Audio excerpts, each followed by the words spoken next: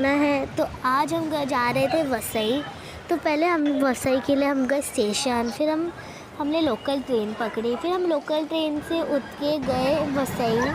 फिर हमने वसई में थोड़ा सा कारखाना एक्सप्लोर किया, फिर हमने वहाँ पे कपड़े वपड़े देखे, उनकी वीडियो बनाई। फिर हम लोग ने पूरा कारखाना में देखे कितने लोग हैं, क्या कर रहे हैं, हमने वो सब देखा। फिर हम लोग ऊपर चले गए, लंच टाइम हो गया तो हम लोग ने खाना खाया। फिर हम लोग ने वापस से नीचे आके कपड़े वपड़े चेक किए, हमने देखे कपड़ों के डिज़ाइन से सब देखा।